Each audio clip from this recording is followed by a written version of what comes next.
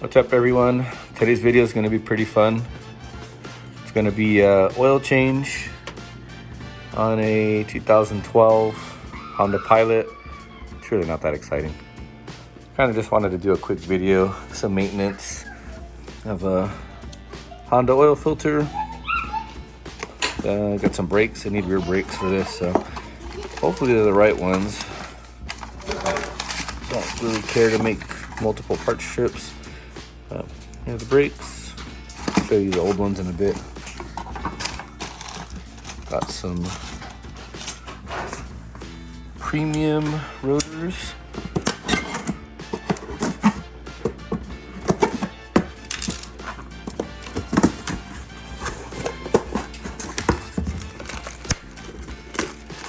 These look pretty good. Actually used these on the truck, and it says that they are corrosion/rust resistant or something like that. It says, yep, structure to reduce noise, or is it fully coated for superior rust protection? And I can confirm that that is true. I have these on the truck, and front and rear, they actually don't produce any or very little brake dust, and they're super quiet. So I'm gonna try these on the Pilot, and I'll do a quick kind of how-to video, or not so much a how-to, but just showing brakes, hardware, how to remove the caliper, stuff like that. So at least on how I do it. Let's get started. First things first, like I was saying, I'm gonna get the jack. I don't know if any of you have kids, but sharing a garage with a bunch of toys is also very fun. This going. Move all that stuff. There goes the GoPro. GoPro's dead. Gotta use the phone for a little bit. Also have to maneuver around all the toys. So, I get this set up real quick and get this in the air. All right, so got the car jacked up. It's on jack stands. It's pretty sturdy. So, gotta get this off really quick. All right, so here are the rotors and the brakes. Still can't really see them all so great. Give me 1 second, I'll take them off right now. I wasn't gonna do the rotors, I was just gonna do the pads and turn these, but I'm not sure how old these are. And they're pretty grooved right here. I could feel it, it catches my nail. And there's a bunch of hot spots on it, so I'm just gonna do the rotors. And then obviously the pads. So let me get them off and show you what the condition of the pad is. All right, so I have the brakes off, the rotor is off. I forgot that Honda uses 2 retaining screws here, and I'd already taken the caliper off, so a little tech tip, I guess. I used an impact driver to get the screws out. Probably would have been a little easier if I kept the caliper on and it was still clamping on the rotor, because then the rotor wouldn't be spinning. But either way, still came off. That makes it super easy. So there's the hardware. I did notice that this one has brake springs, or springs for the brake pad retainers, or I'm sorry, brake spring retainers, brake pad spring retainers. Okay. The new ones that I have don't have it. I'm not sure if it's going to be a big deal. I might have to go return them, so I'll check that out. I'm going to clean the emergency brake or parking brake shoes, and then I'll probably adjust them a little bit just because the engagement is a little bit low. So do that, put the new rotor on, and then if I need to get new pads, I'll probably have to do a little part run real quick. So let's get to it. Captain's log, rotor is on. I need to push the piston back into the caliper. And before I do that, I went and checked the brake fluid, which I haven't done, and looks like it's kind of low, it's super dirty. I need to take out this screen here, cleaned it up. There's a lot of gunk thread on it, so I'm most likely going to do a brake fluid flush today too. At least get out what I can from here, which all that is pretty gross. You can see that there, it's all built up. So I'm gonna clean that up, and then definitely leave the rear calipers. Possibly do the front. Front brakes are pretty good still, so I'm not sure that I'm gonna do the brake fluid flush all the way on all 4 calipers, but my OCD might not let me. So definitely gonna do the rear ones at least. I have a pressure bleeder, and I think that'll be good enough. So I'll update you in a bit. So one of the problems that I have, it's a good problem to have, is that in between the tasks that I'm doing, like brakes for instance, and I just checked the brake fluid, I just happened to look at the windshield wiper fluid. I noticed it's low, so I'm gonna top it off, and now I notice the coolant's low, at least in the overflow tank. Power steering looks good, but it's not a bad habit to have. It's just, I know if I don't do it now, probably won't do it at all. So let's pop this bad girl off real quick, like. I don't know if I'm gonna make it in. Eek! Good rule of thumb. There's a line on here that says max fill, and what I like to do is follow the manufacturer specs, and I make sure that I go all the way to the absolute top, just like that. So extremely past the max fill line, and it's perfect. I mean, it doesn't know any different. So, all right, let's get back to the brakes now. All right, so I indeed did have the incorrect brakes. The pad is the same. I'm gonna get a real good close up of the other one, but so on this pad here, there's these little holes there and there, and all those are for is these pins. Where are they? Right there. So these are retaining pins. Not the little. Okay, so this retaining pin or clip goes onto the top part of that rotor. I'm sorry, top part of that brake pad, and it squeezes together, and that's what holds the brake pads onto the rotor in between the caliper. So I was gonna just put the other one on, but I don't want to chance it. So I'm gonna reassemble this.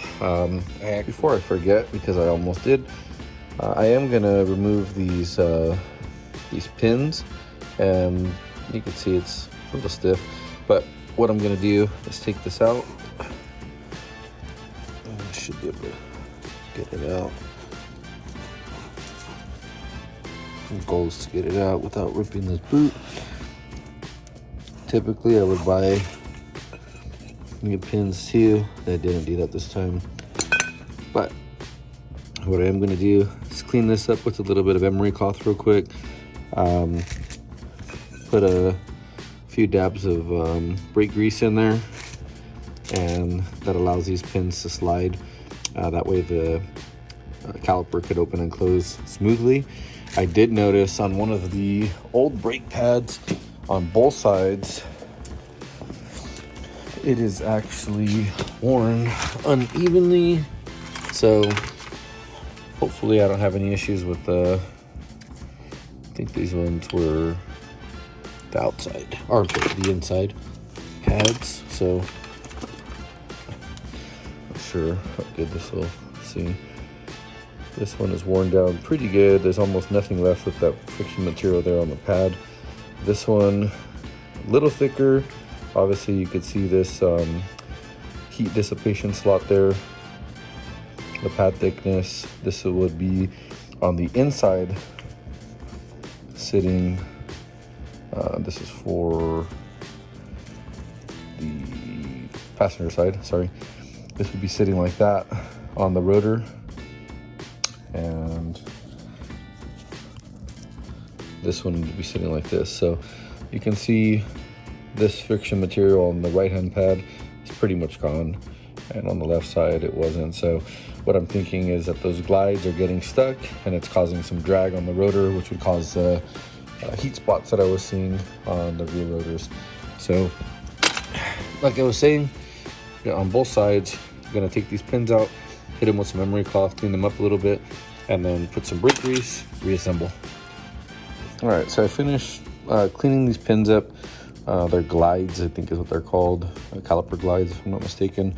But it's hard to see, but they're definitely a lot smoother now. Put some grease on them, and then I changed out the brake pad retaining hardware clips. So I'm gonna put this back on and then finish putting this back together so we can get to the passenger side and start the brake bleeding process. Captain's log, entry 1,747,000.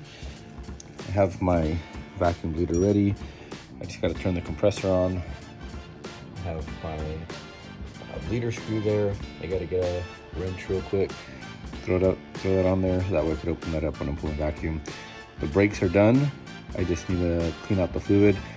I gotta pump the brakes a little bit, figuratively and literally.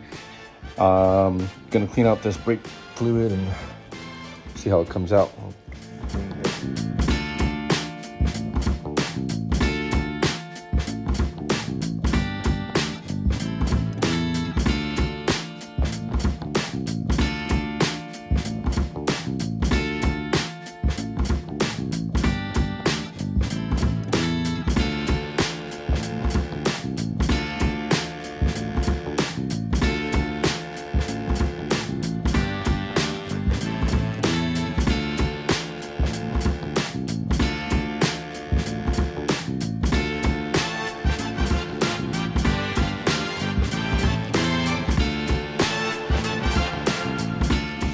Brake bleeding process is done. Brakes are done. Here's the empty fluid. I'm sorry, the dirty fluid. I'm going to empty is what I was meaning to say. So I'm gonna empty this just to show how dirty it was. There was a little bit of air in the lines. It looks like some gunk came out too. It made a big mess, made a lot of noise. It was perfect. It's everything I expected it to be. The fluid, super clean. Let's see if I could get a good, oh, well, I mean, you can see how clear the fluid is now compared to earlier. So definitely a lot better.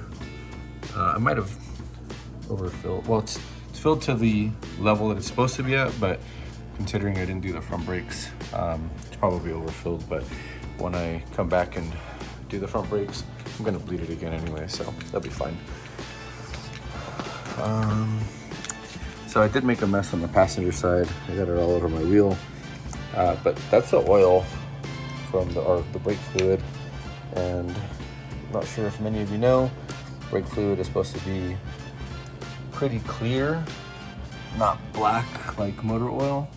And that came out of the passenger rear side. So I don't know how true it is anymore with brakes, but I always start from the passenger rear because it's the furthest from the master cylinder, and then driver rear, passenger front, then I go to driver front.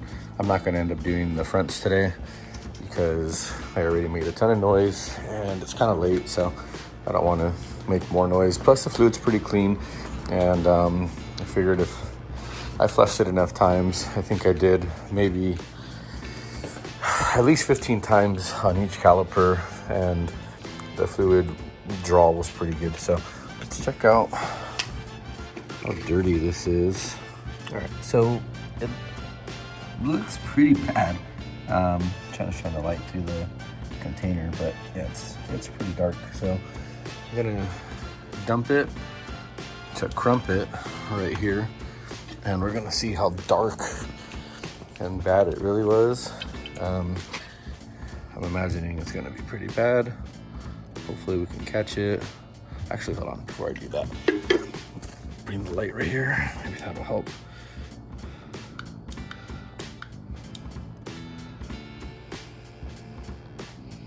Okay, so position it like this.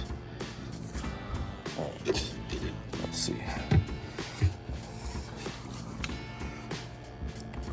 You can see it's dark just in the container with the light hitting it like that. So here we go. It's not too bad. Oh, you can see there's a little piece that just came out of the container.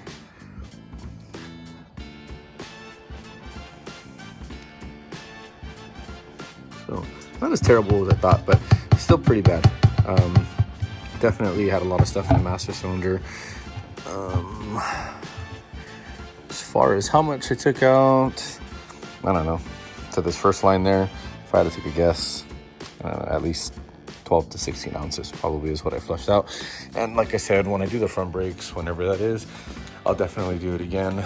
Gonna finish putting all my stuff away, cleaning up my mess, mounting the tires on. Still got to do the oil change, and then we can take this for a drive. All right, let's get after it. I do use Wix filters usually.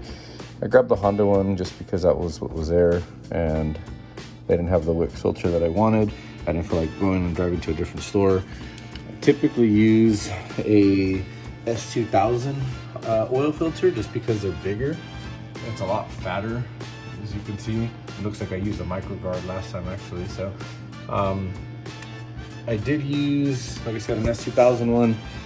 This time they didn't have it, so I'm gonna be using just a standard one. So for those of you that might be curious about the difference between the Wix filter, the S2000 filter, here is a size comparison. The S2000 filter is shorter, but it's huge. And let's see. But I don't know if it made a difference or not. I ran it for like a year. I've usually used Wix, but they didn't have it. So I went with microguard. This time they didn't have microguard or Wix, so I went with OEM. I think this has more capacity for sure.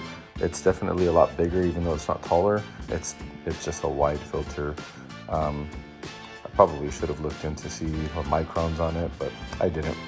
So anyways, I'm gonna put this in, and I just wanted to show the difference between the filters. All right, so it's late night. The brakes are done. Car's pretty dirty. Went around the block a couple times. Seated the brakes. Ran really good. These rotors and pads are super quiet. Brake pedal feels great. Car looks like, $1 million. Just kidding. A daily grocery getter. All done up. Torqued all the lug nuts down. Aired up the tires a little bit. And baby girl needs some loving too. But that's pretty much it for this one, guys. So hope you enjoyed it. If there's any questions, comments, concerns, let me know. Until next time.